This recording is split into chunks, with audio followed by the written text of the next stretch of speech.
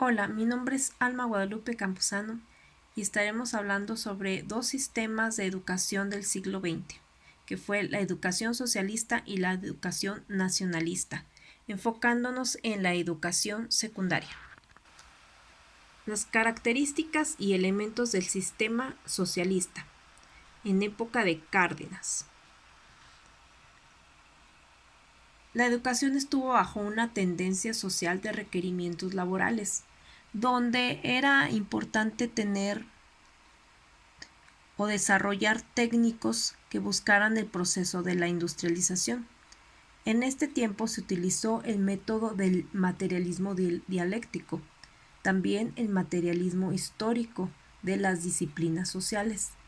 Era importante la historia para reafirmar el nacionalismo de la nación. El joven figuraba un lugar en la sociedad y en el universo. Fue el primer año donde figuró la historia en los 3 años de secundaria. El socialismo fue una teoría científica. Por otra parte, el nacionalista, en tiempos de Ávila Camacho, en esta etapa se fortaleció la identidad nacional, la concordia y la armonía. Fueron orientados a formar nuevos ciudadanos conscientes de sus derechos y de sus obligaciones, buscando el respeto y que fueran leales. En esta etapa se suprime la educación socialista del artículo 3. Se preocupan por la formación cultural y se ve la historia como una necesidad nacional y la defensa de nuestra soberanía. También podemos ver que la educación tiene un carácter humanista, nacionalista y pragmático, y se requería de la obra capacitada de acuerdo con las nuevas necesidades de la economía mundial. La secundaria debería de cumplir una función terminal y una función de enlace. Ejemplos aplicados en la práctica del docente. Educación socialista. Fue el uso de las fuentes, construcción de temas y problemas, desarrollo del relato históricos, actividades para generar algún interés, acercar las diversas fuentes, la investigación científica por medio del laboratorio y la psicotécnica como principal método de evaluación. En la educación nacionalista, la doctrina de la unidad nacional y la industrialización. La educación buscaba una orientación a la democracia y a la paz y la justicia. El método de trabajo en equipos.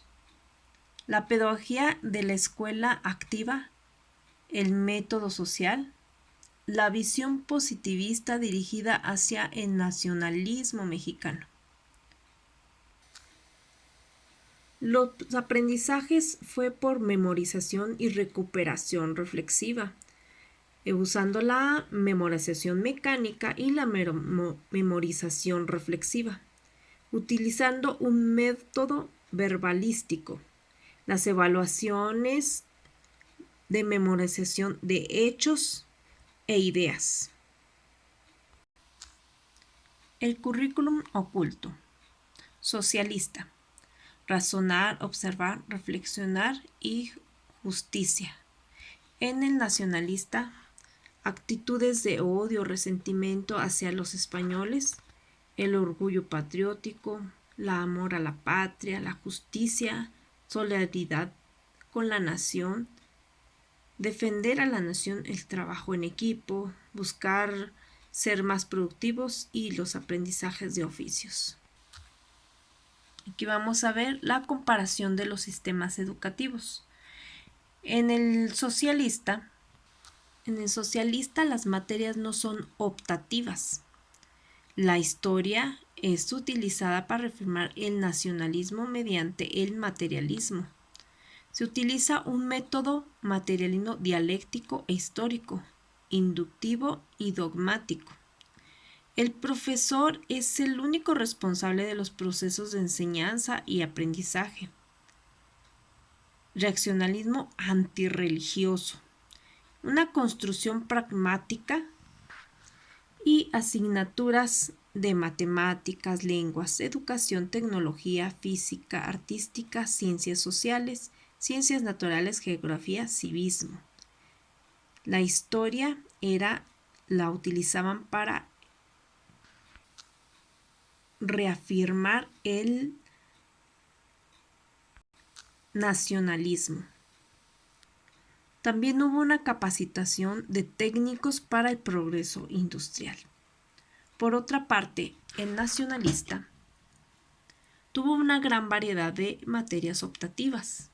Su enseñanza de la historia fueron con fines fundamentales, la verdad en la materia histórica y la creación de un sentimiento de solidaridad y nacional y ético. La paz, la democracia y la justicia social fueron tres grandes ideales. Se buscó la promoción de conocimientos y aptitudes para el trabajo. También tuvieron una formación personal y hábitos de servicio. La creación del ciudadano como súbdito obediente y leal para el Estado. Fundamentaba una filosofía pragmática. La verdad es una norma para la futura conducta. También tuvieron cursos de secretariado, contabilidad, cursos de corte y confección, escuelas de artes y oficios. Aquí tenemos los programas de secundaria de 1939. Y este que vemos aquí es de 1941. ¿Cuál fue su repercusión en la sociedad? En la socialista, los primeros meses de 1934 se trató de impedir la implementación de la educación socialista. Los padres de familia fueron un grupo fuerte que quería impedir esa educación. Ningún católico puede ser socialista sin faltar gravemente a sus deberes. Por otro lado, el nacionalista se le dio una visión hispanofóbica. Se le hizo ver que España era un enemigo en común. Aunque tuvimos producción agrícola, minera, industria, comunicaciones, comercio, interacción, factores geográficos con un nivel de desarrollo de producción. Diferencias sociales y económicas por su constitución étnica. En la etapa fundamental de la historia de la educación, la socialista estuvo en la educación bajo una tendencia social para los requerimientos laborales y reafirmar el nacionalismo por medio del estudio histórico. El nacionalista, consecuentemente con la filosofía pragmática, se trató de introducir a la pedagogía funcional, que apoyara la creación del desarrollo de valores necesarios. Se ve la historia como una necesidad nacional y la defensa de nuestra soberanía. Podemos hablar que la influencia en la educación actual,